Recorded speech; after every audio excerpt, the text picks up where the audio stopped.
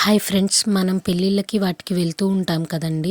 అక్కడ వెళ్ళినప్పుడు మనమైతే మనీ అవి ఇస్తూ ఉంటాం. అలా చేతికి ఇవ్వకుండా ఇలా చిన్న ఎన్వలప్‌లో పెట్టిస్తే చూడ్డానికి చాలా బావుంటుంది కదా! ఆ ఎన్వలప్ ఇవాళ ఎలా తయారు చేయాలో చూపించబోతున్నాను. మనము పెళ్ళికి ఇచ్చిన కార్డ్ ఉంటుంది కదండీ! ఆ కార్డ్ బ్యాక్ సైడ్‌ని ఇలా కట్ చేసుకోవాలనమాట. కట్ చేసుకొని చుట్టూ ఇలా ఎడ్జెస్ అనేవి నీట్‌గా బాగా కట్ చేసుకోవాలి. కట్ చేసుకున్న తర్వాత నేను చూపిస్తున్నాను కదండీ! ఇట్లా బాగా నీట్‌గా కట్ చేసుకున్న తర్వాత మనం వాటిననేది ఫోల్డ్ చేసుకోవాలి. బాగా మంచిగా ఫోల్డ్ చేసుకోవాలి మధ్యలోకి. పైనేమో ఎన్వలప్ లోపలికి మనీ పెట్టి ఫోల్డ్ చేయడానికి కొంచెం చూపిస్తున్న విధంగా అయితే ఫోల్డ్ చేసుకోవాలి.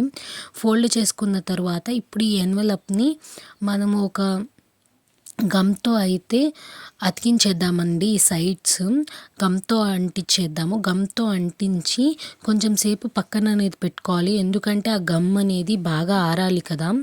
ఆ గమ్ము బాగా ఆరితే ఆ ఎన్వలప్ అనేది గట్టిగా ఉంటుందనమాట. ఇలా బాగా ఆరిన తర్వాత నేను చూపిస్తున్నాను చూడండి. చక్కగా ఇలా మనం మనీ పెట్టుకునే దానిలాగా అయితే రెడీ అయిపోతుందనమాట. ఇప్పుడు మనము దీన్ని ఇలా ప్లెయిన్‌గా కాకుండా కొంచెం ప్లెజెంట్‌గా మార్చాలంటే మనకి పెళ్ళిళ్ళకి ఇచ్చిన కార్డ్స్ మీదే దేవుడివనేవి ఉంటాయన్నమాట. వినాయకుడు, సాయిబాబా, కొంతమందైతే వెంకటేశ్వర స్వామి అలాంటివి ఫోటోస్‌వి చిన్నవి అతికించేవి ఉంటాయి కదా! అలాంటి దాన్ని తీసుకొని ఫ్రంట్ సైడ్ ఇలా గమ్‌తో గనక అంటించేసుకుంటే చూడ్డానికి చాలా క్యూట్‌గా బావుంటుంది.